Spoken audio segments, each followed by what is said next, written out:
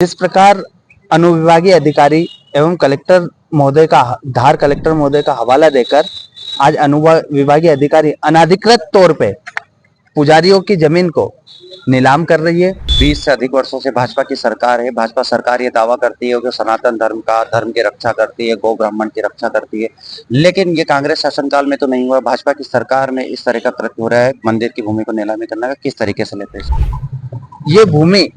ये मंदिर शासन संधारित है। वो कहते शासन संधारित है तो कब हुआ? हमारे पास आरटीआई, हमारे पुजारी बंधुओं ने और संगठन ने आरटीआई लगाई थी, जिसमें किसी भी प्रकार से शासन संधारित मंदिर नहीं बताए गए, जिसके बाद भी अनाधिकृत तौर पे पुजारियों पे दबाव बनाकर पटवारी अनाधिकृत तौर पे उनकी जमीनें को नीलाम कर रहा है। यदि ये नीलामी नहीं रुकती है तो हम उग्र आंदोलन करेंगे, क्योंकि हमारे पेट पर वार हो रहा है और पेट के लिए हर पुजारी, हर वर्ग लड़ता है। एनटीवी टाइम, जनता की बात जनता के साथ।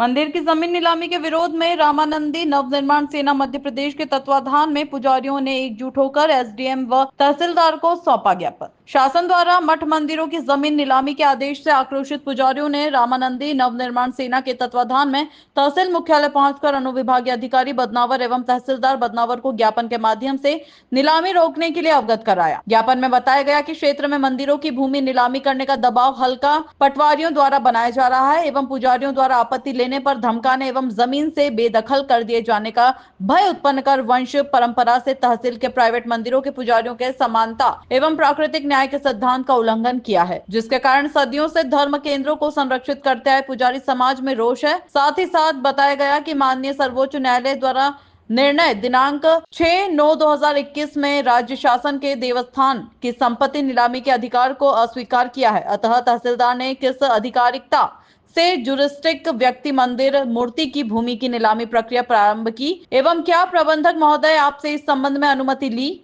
या मूर्ति को सूचना प्रदान की? तहसीलदार द्वारा पुजारी नियुक्ति नहीं होने से जमीन से बेदखल कर देने का भय उत्पन्न किया, परंतु क्या जांच कार्रवाई की? आज तक पिछले सैकड़ों वर्षों से मंदिर की पूजा अर्चना किसके द्वारा की जाती है एवं जमीन पर वर्तमान कब्जा किसका है एवं इस प्रकार नीलामी कार्रवाई से पुजारी परिवार पर क्या प्रतिकूल प्रभाव पड़ेगा? ज्ञापन देने के दौरान बताया गया कि यदि शीघ्र ही शासन द्वारा पुजारियों के हित में निर्णय नहीं लिया गया तो आगामी समय में बड़ा जन आंदोलन किया जाएगा। ज्ञापन के दौरान रामानंदी नवनिर्माण सेवा के प्रदेश उपाध्यक्ष डॉक्टर रोहित बैरागी, पुजारी उत्थान समिति के गोकुल बैरागी, आदित्य जोशी, सुरेश दास बैरागी, भरत दास बैरागी, राजू दास बैरागी, लखन दास बैरागी, किशोर दास बैरागी, रामचरण दास बैरागी, पप्पू दास बैरागी, मोहित वैष्णव, संजय वैष्णव, श्याम दास बैरागी, देवेंद्र दास वैष्णव, अजय वैष्णव, जयस वैष्णव सहित तहसील क्षेत्र के बड़ी संख्या में पुजारी गण उपस्थित थे। आइए देखिए खबर विस्तार से।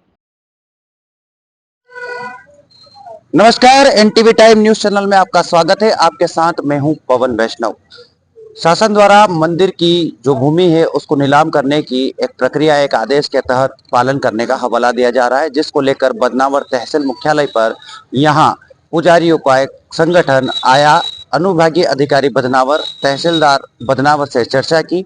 आइए चर्चा करते हैं रामानंदी नवनिर्माण सेना के प्रदेश उपाध्यक्ष डॉक्टर रोहित बैरागी जी से और जानते हैं कि किन मांगों को लेकर वे आज अनुविभागीय कार्यालय बदनावर आए थे और क्या कुछ आश्वासन मिला है। नमस्कार।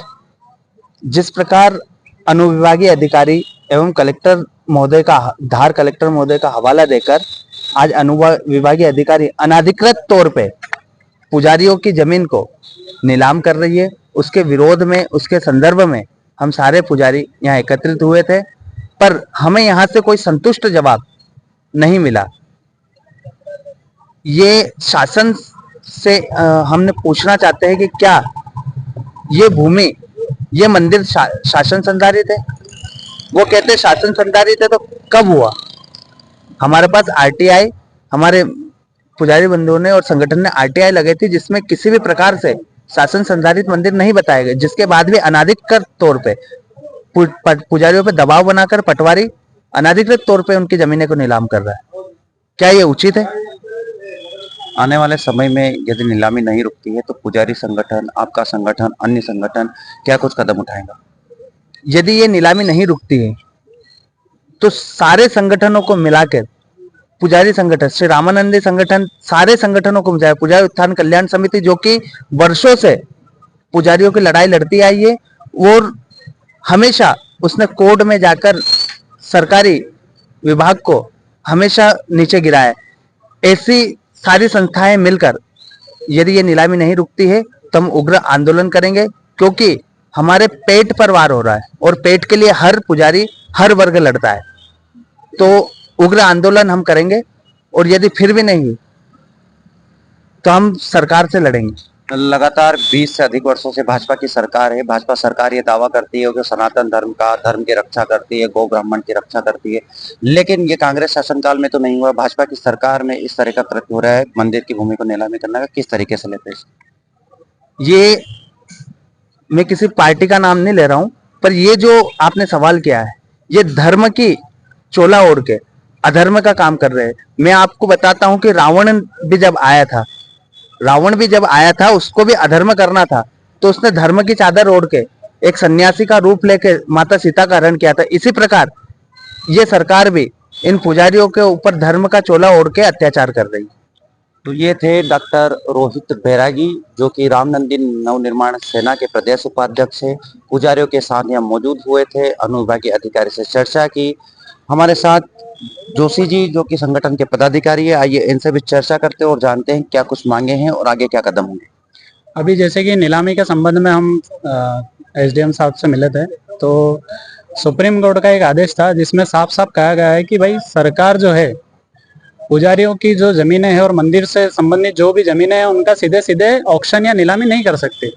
तो उसी को लेकर हमने एसडीएम साहब से ज्ञापन उनको सौंपा है और उसमें उनको आदेश के प्रति भी अवगत करवाया है कि भाई ये जो भी नीलामी की जा रही है ये एक तरीके से अवैध है और सीधे सीधे सुप्रीम कोर्ट के जो भी फैसले हैं उनका आप उल्लंघन कर रहे हैं।